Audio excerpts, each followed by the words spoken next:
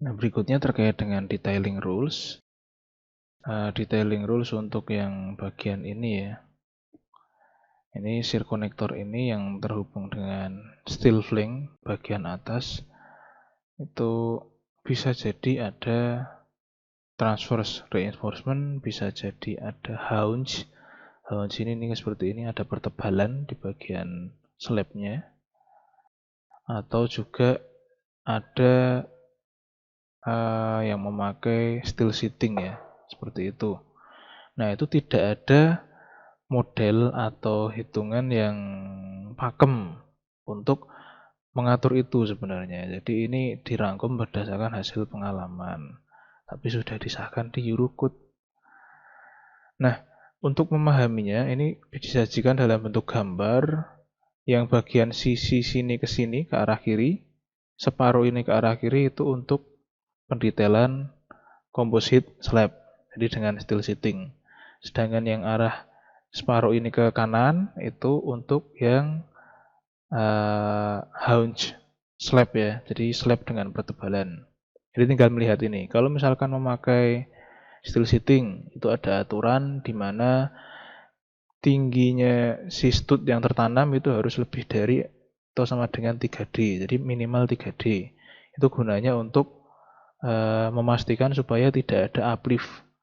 Jadi tidak ada yang kemarin itu si baloknya sudah melendut, si beamnya malah ke atas kayak gitu. Nah, untuk menghindari itu. Kemudian kalau di bagian yang haunch slab itu ada yang bagian tinggi ini ya. Ini ada aturan di mana tingginya si stud ini terhadap tulangan itu harus lebih dari 40 mili. Tetapi apabila tidak ada haunch-nya, artinya tidak ada pertebalannya, itu batasan ini menjadi 30 mili gitu. Jadi 40 mili itu berlaku untuk yang haunch. Kalau dia tidak ada haunch-nya menjadi 30 mili. Nah, kemudian di bagian ini steel sheeting itu ada batasan diameternya harus kurang dari atau sama dengan 2,5-nya si TF.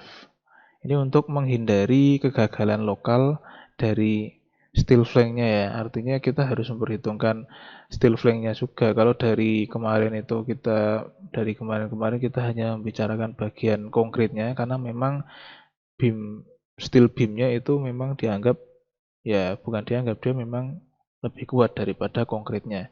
Yang ada kecenderungan untuk leleh, untuk rusak itu justru konkretnya, karena konkretnya cenderung lebih lemah daripada steelnya.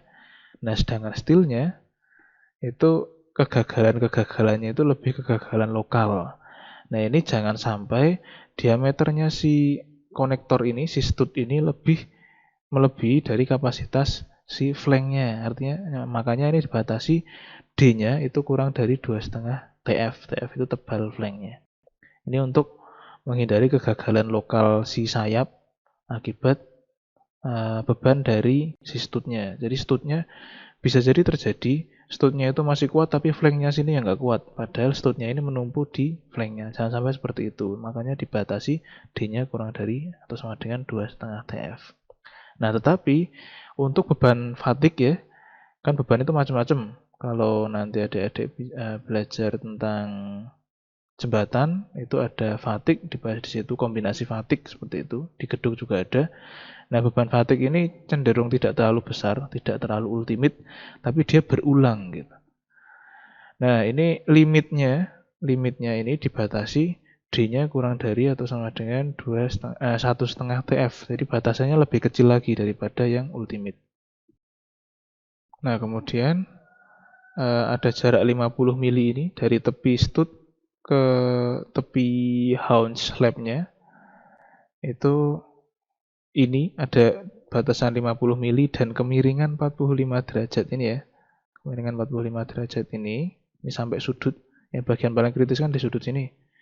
Ini kalau ditarik garis ke pojokan studnya itu 45 derajat. Nah, ini untuk menghindari local bursting ya. Ini kalau yang pernah mengambil prategang di situ ada dibahas bursting itu apa. Bursting itu seperti crushing gitu ya. Betonnya rusak, tercerabut gitulah atau pecah. Nah, untuk menghindari itu diberikan jarak minimumnya 50 mili dan kemiringannya 45 derajat. Kemudian ada batasan 20 mili dari tepi stud ke tepi flank, itu diberikan 20 mili untuk menghindari local overstress di bagian flanknya.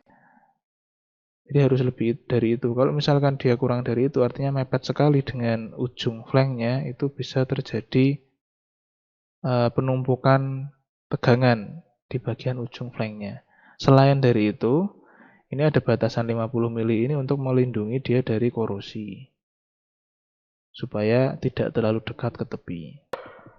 Kemudian jarak minimum as ke as, jarak as ke asnya antar stud konektor dengan diameter D pada arah longitudinal itu 5D batasnya minimum. Arah longitudinal itu arah memanjang baloknya ya.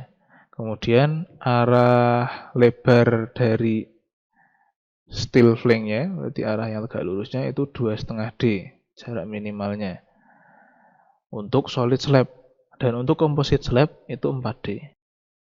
Solid slab itu yang beton saja, kalau composite slab itu yang dia memakai steel sheeting. Jadi pengecoran tapi di atas steel sheeting. Nah, peraturan ini berguna untuk supaya sambungan antara konkrit dan steel ini kompak ya. Dan untuk menghindari local overstress yang bisa terjadi, berpotensi terjadi pada slab konkretnya, konkret slabnya. Nah, kalau di bangunan itu ada batasan maksimum spacing ya, maksimum longitudinal spacing, jarak maksimum antar studnya itu dibatasi 800 mili dan 6 kali ketebalan slabnya. Karena diasumsikan shear-nya itu ditransfer dengan perilaku balok menerus sepanjang bentang.